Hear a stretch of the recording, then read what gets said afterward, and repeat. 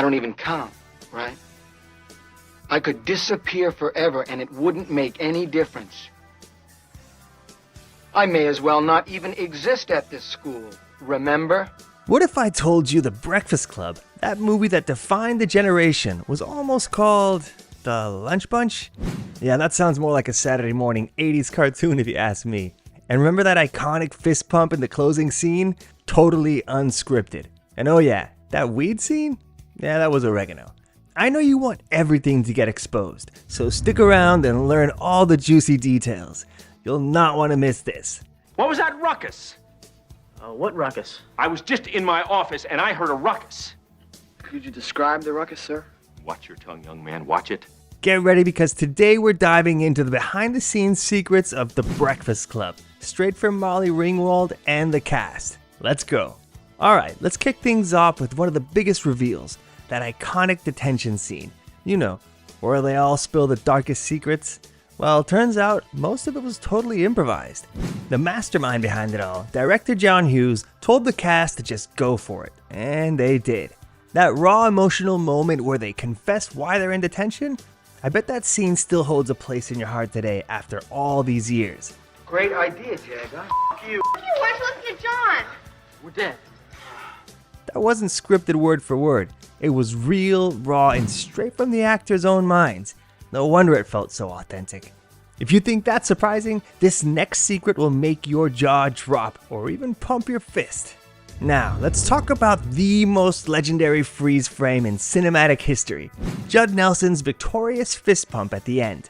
Believe it or not, that move was never in the script. Judd just felt the moment, threw his fist up, and bam, instant movie magic. So many TV shows and movies have tried to emulate that same scene.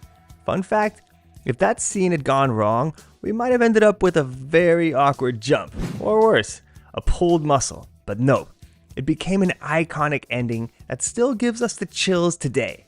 This next secret will surprise you in more ways than one, and it will show you the more human side to these incredible actors. Okay, so while their characters were stuck in detention, Molly Ringwald and Anthony Michael Hall were actually stuck in real high school. Remember, these actors were actually minors when they were filming this cult classic. That means they lived the glamorous Hollywood life being on set and had to take actual high school classes in between shots. You just don't want to write your paper, right? True, but you're the smartest, right? Well, Imagine wrapping up an intense scene, then immediately switching to algebra. Yikes, I don't want to think about that one either. But did you know The Breakfast Club almost didn't happen, and they had a whole different title? This next secret will expose the truth on this unbelievable fact. Okay, this one's a trip. Before it became The Breakfast Club, the movie was literally called The Lunch Bunch. I mean, can you imagine? It sounds like a kid's show where they solve mysteries and learn about food groups. Thankfully, a real high school in Chicago actually called their detention group The Breakfast Club, and Hughes was like, yep, I'm stealing that. And the rest is history. Well, Brian, this is a very nutritious lunch. All the food groups are represented. I'm almost certain if they would have stayed with that original title, we wouldn't even be talking about this movie right now. Thank goodness Hughes seems more laid back. And this next secret shines a light on that very fact. John Hughes was all about letting his actors run wild. Sometimes a little too wild. He encouraged improv, which is why so many of the best lines in The Breakfast Club weren't even in the script. Like Judd Nelson's hilariously aggressive personality as Bender. A lot of that was just Judd being Judd.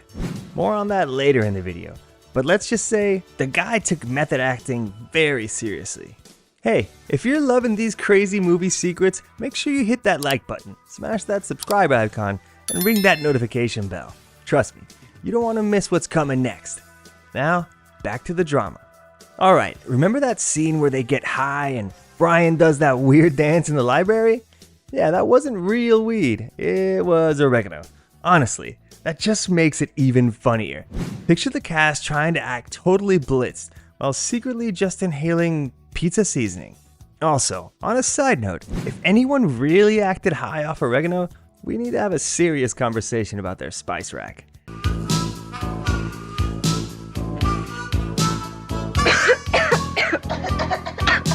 You may have missed it, but something else in the movie was definitely not like it would seem. Did you take a good look at Brian's dad?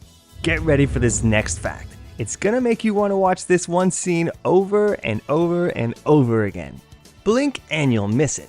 John Hughes actually makes a sneaky cameo in the movie. At the end, when Brian's parents pick him up, take a close look at the dad. Yep, that's John Hughes himself. It's like a secret director's signature, except instead of Alfred Hitchcock lurking in the windows, it's a dad giving a major "I'm disappointed in you" energy. But this next shocking fact takes the cake in being hugely disappointed in another castmate. It actually almost got one of the cast expelled from the entire movie. Now this is where things get a little spicy. Alright, so we already know Judd Nelson went full method as Bender. But what made things really tense on set was who he was method acting toward, Molly Ringwald. Here's the thing, Molly Ringwald was only 17 when they filmed The Breakfast Club, while Judd Nelson, 25 years old. That's an 8-year difference.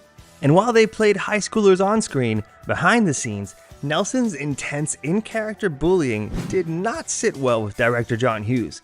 In fact, Hughes was so angry about it that Molly later said she had never seen him that mad before.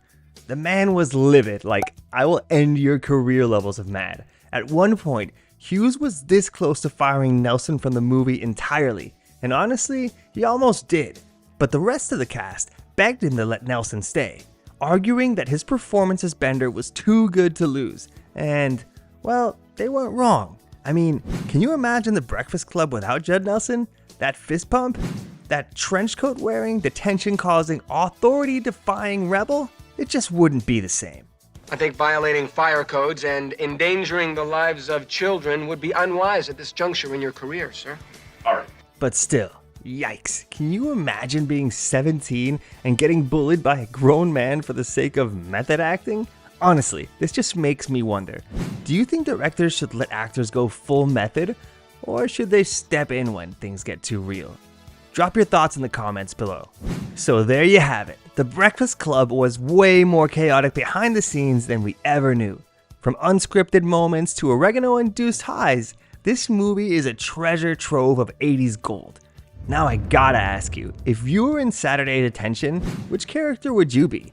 The brain, the athlete, the basket case, the princess, or the criminal? Drop your answer in the comments. And as always, TV and movie lovers, don't forget to hit that like button, subscribe for more 80s and 90s movie secrets, and I'll see you next time.